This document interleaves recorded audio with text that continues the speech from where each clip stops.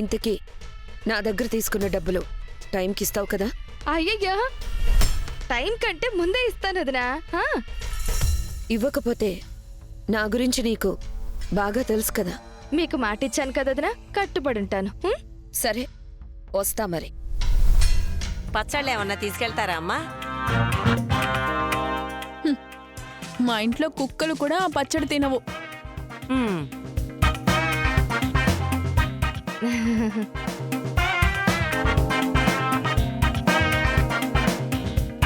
పచ్చళ్ళమ్మా, పచ్చళ్ళు.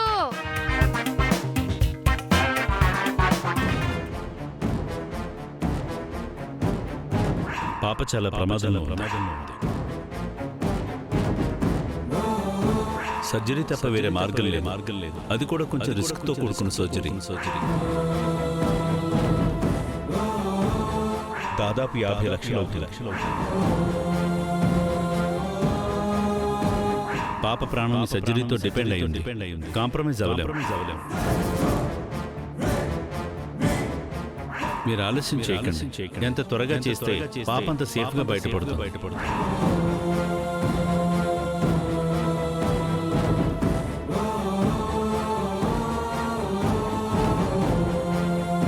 రామా,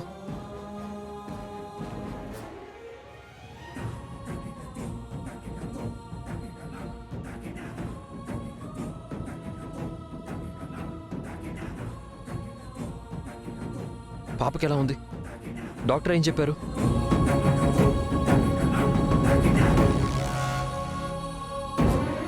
వెంటనే సర్జరీ చేయాలన్నారు సార్.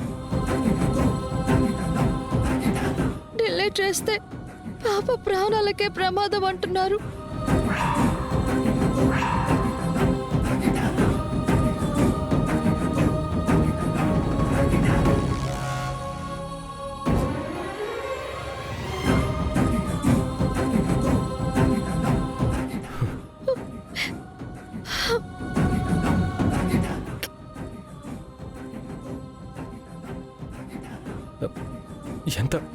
ఎంత ఖర్చు అవుతుంది వదినా? 50 లక్షలు.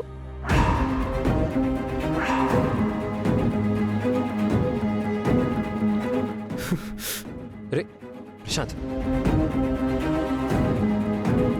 అంటే నా బిడ్డ ప్రాణం అంత ఖరీదా?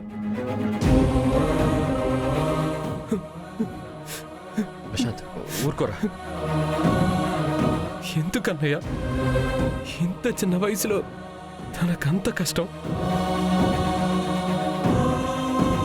అందరూ ఆరోగ్యంగా ఆనందంగా ఉంటే ఈ లోకానికి అర్థం లేదురా. మంచి చెడు, చీకటి వెలుగు, అలాగే కష్టం సుఖం, దానికి వయసుతో సంబంధం లేదురా. కానీ ఇప్పటికిప్పుడు అంత డబ్బు ఎక్కడి నుంచి తీసుకురాగలను? నేనొక్కసారి మా నాన్నతో మాట్లాడనా? వద్దురామ్మా, మీ ఇంటి దగ్గర నుంచి నేనేది ఆశించకూడదు అనుకున్నాను. కానీ పాప బతికించుకుందాం. ఆ టైంకి అన్నీ అరేంజ్ అవుతాయి. ఆ పరిస్థితి వచ్చే వరకు నేను ఆగను. ఎలాగైనా అరేంజ్ చేస్తాను. ఎలా తెస్తావు ప్రశాంత్? అప్పు చేస్తావా? నా బిడ్డ కోసం ఏమైనా చేస్తాను వదినా.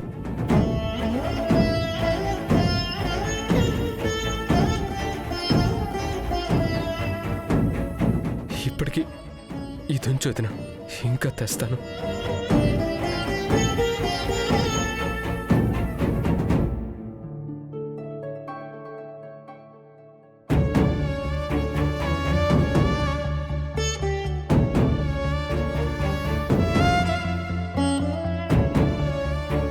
రామా,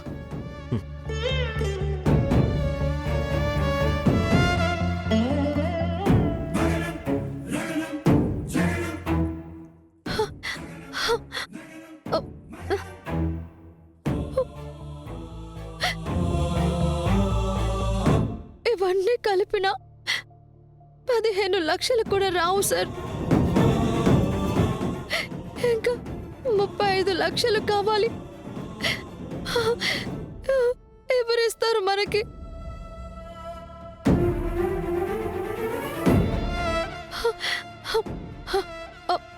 అష్మితకి చెప్పి చూస్తే వదిన పాపని కని అవతల పారేసింది. తను పేరుకే తల్లి, కానీ ఒక్కరోజైనా తల్లిలా చూసిందా పాపని? ఇప్పుడు ఈ విషయం చెప్తే పోతే పోని నాకెందుకు చెప్తున్నారంటుంది. అలాంటి దానికి చెప్పడం నాకు ఇష్టం లేదు వదిన. కష్టమో నష్టమో నేనే చూసుకుంటాను. రే భయపడకు, నువ్వు ఒక్కడవే కాదు, మేము ఉన్నాం. పాపకేమీ కాదు, పాప బతుకుతుంది. ఈ సర్జరీ సక్సెస్ అవుతుంది.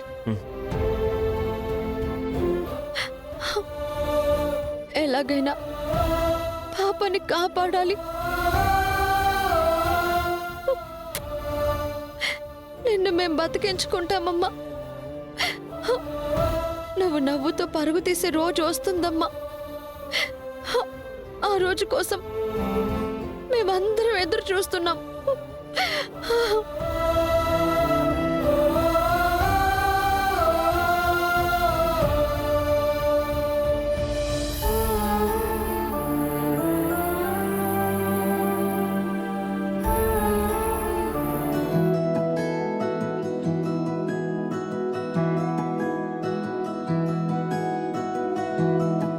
మా పిల్లల్ని మీ డాన్స్ స్కూల్లో జాయిన్ చేయడానికి వచ్చాం. విలువలు కట్టుబాట్లు అని రఘురామ్ గారు చెప్తున్నా ఆ స్కూల్లో మా పిల్లల్ని జాయిన్ చేస్తే వాళ్ళ అవతారాలే కాదు, ప్రవర్తన కూడా పూర్తిగా మారిపోయింది. మా పెదనాన్న ఆయన స్వార్థం కోసం ఏదీ చెయ్యరు, చెప్పరు.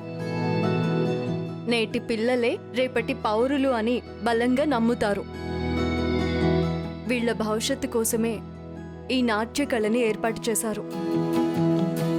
దాన్ని మీరందరూ యూజ్ చేసుకుంటే చాలా హ్యాపీ. ఇదిగో మా పిల్లల్ని నీ చేతుల్లో పెడుతున్నాం.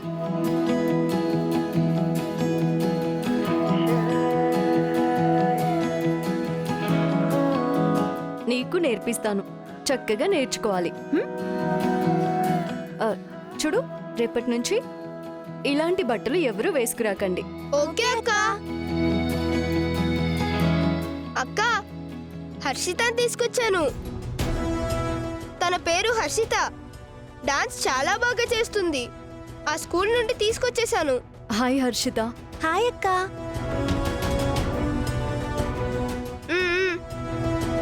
చేద్దామా? పిల్లలు, మనం నేర్చుకుపోయేది కేవలం డాన్స్ కాదు, ఒక సాంప్రదాయం. నాట్యం అంటే శరీరం కదలడం కాదు, మనసులో ఉన్న భావాలని దేవుడికి అర్పించడం.